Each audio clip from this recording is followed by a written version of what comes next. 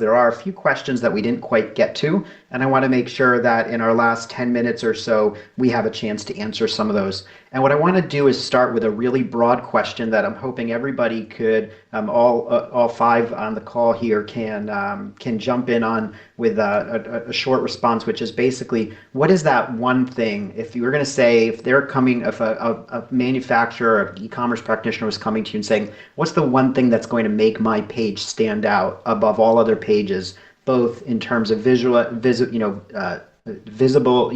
terms of the visualization, the search visibility, the impact conversion, and so on. What's the number one thing that you would recommend that they do first and foremost? And we'll just go through the same order, and again, we'll kind of do this rapid fire style. So Mark, why don't we start with you? Value add content that aligns with the customer search behavior. Okay, fantastic. Rob? Man, I mean, it's like the product detail page is death by 1,000 cuts, right?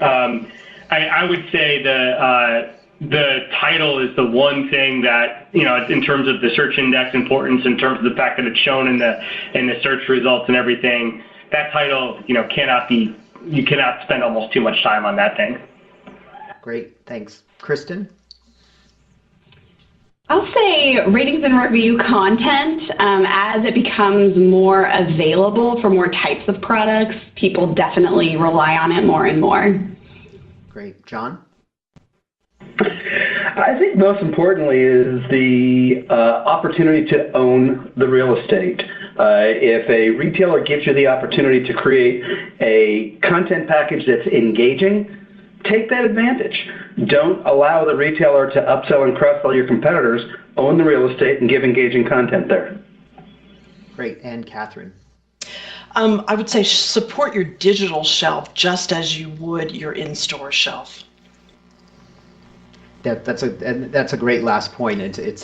You've understated that, but it probably can't be overstated how important it is to think about what it takes to support the physical shelf and the equivalent resource and time that should go into doing the same for the digital shelf. So thanks everyone for those responses. So let's go through some of these other specific questions, and we'll go through a few different folks here. So there was a question around can there be too much content on a page?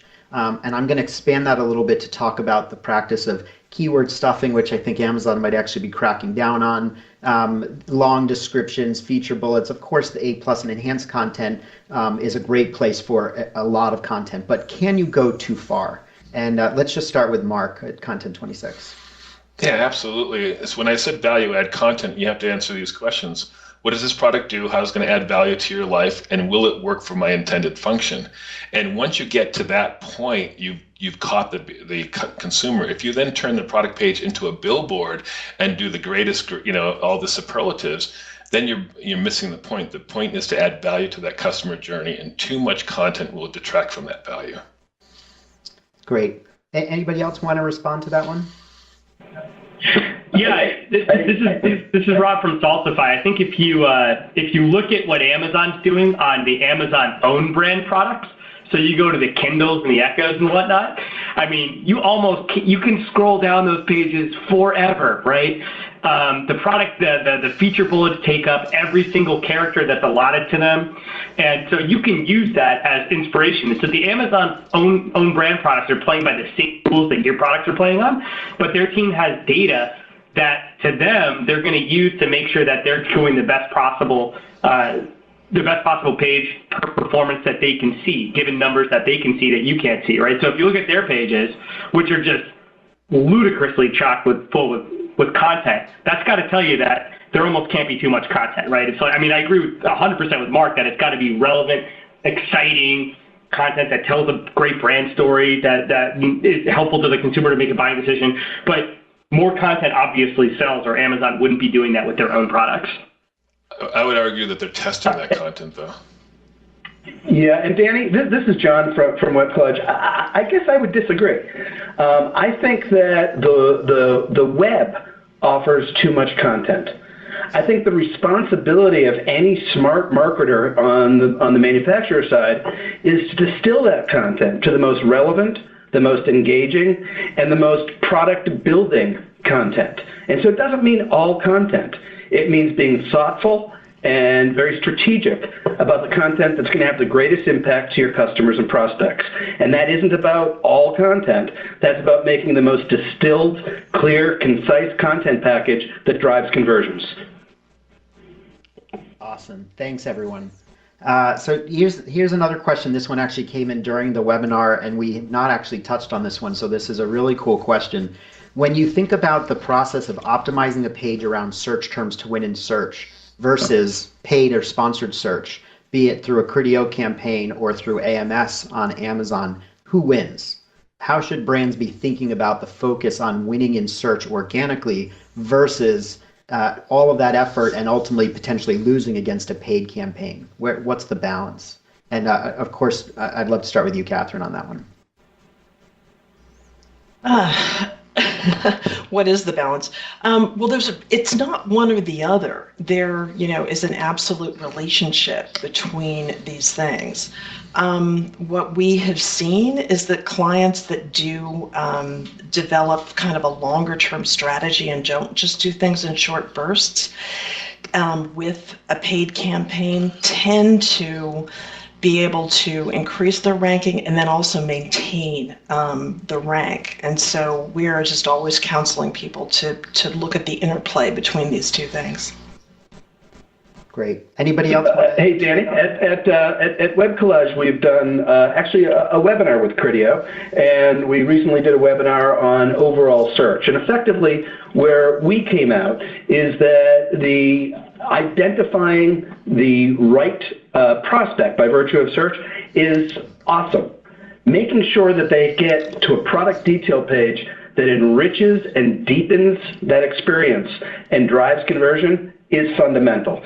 So we look at one leads to the other, and where there is a complete and robust solution, you find your conversions go higher. Additionally, there are new technologies and platforms coming into place, much like we're doing with Webcollage's Mosaic, that allows a consumer to engage with this content directly from the product search page. So they needn't go all the way to the product detail page to see a video or a 360 tour. They can do it right from the search result page. So what we're trying to do is bridge that gap and make sure that the experience doesn't stop with the search, but gets concluded and fulfilled with rich, deep, engaging content. Awesome. Thanks both. Good. I'm going to try and get in one or two more questions here before we run out of time. Mark's comment on the $500,000 product page definitely got some responses with a few people asking more questions. I believe that was covered in the news in the last couple weeks. And the question being, how worried should brands be about this? Is this something that brands need to start thinking about as a necessary, or are there specific applications of that type of a page where that brands should be thinking about? Yeah, our feeling at Content 26 on this $500,000 page is that Amazon has tested many things over the years. We have seen iterations of sliding fees, all kinds of products that fail fast, and that's what Amazon does. This could be a fail fast mechanism. We do know that some high emotional kind of brands like fashion and CPG are taking advantage of this because there's a lot of multimedia aspects. But my concern fundamentally is related to what both John and Rob have talked about, is that alignment of getting the customers the information the customer needs.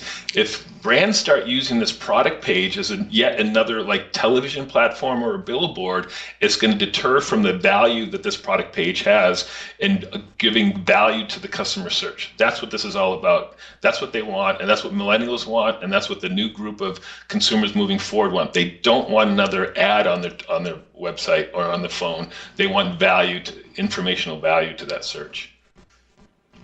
Yeah, and this is Kathryn. I would say sort of a complement to that is, things, as I'm always going to talk about the world outside of Amazon, but we work with a number of retailers who are starting to implement these brand spotlights, and they don't really appear as large ads, but, especially a category like CE, people are very interested in what is the latest from a Samsung TV, et cetera. And these are very, much larger units. They appear based on search, but they give an advertiser the ability to kind of, play out their whole brand family. and they don't cost $500,000. Fantastic.